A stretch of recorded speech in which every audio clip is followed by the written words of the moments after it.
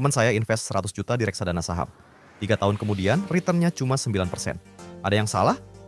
Waktu dicek alfanya negatif dan Sharpe ratio-nya rendah.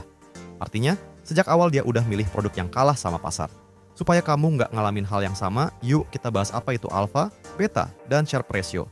3 indikator penting yang sering ada di fun fact sheet, tapi jarang orang baca.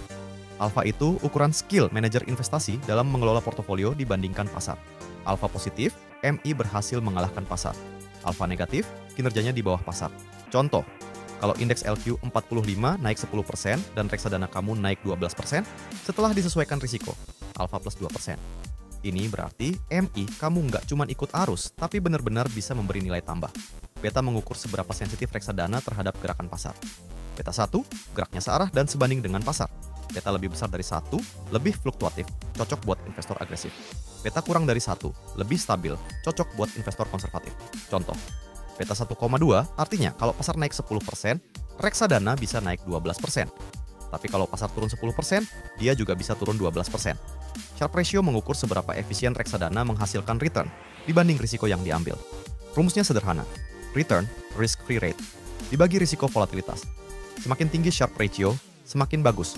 Contoh, 2 reksadana sama-sama kasih return 15%. Tapi yang satu volatilitasnya 10%, satunya 7%. Yang volatilitasnya lebih rendah punya Sharpe ratio lebih tinggi, artinya lebih efisien. Dari tabel ini kelihatan banget bedanya.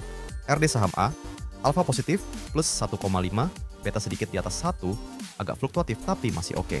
Sharpe ratio lumayan. RD saham B, alfa negatif, kalah dari pasar, walau beta rendah. Sharpe ratio rendah, returnnya nggak sepadan sama risikonya.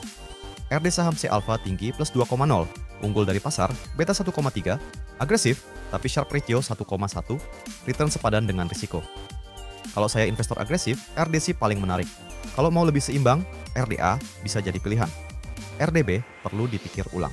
Jadi, 3 indikator ini membantu kamu menilai reksadana lebih dalam. Alfa sama dengan skill MI mengalahkan pasar. Beta sama dengan tingkat volatilitas dibanding pasar.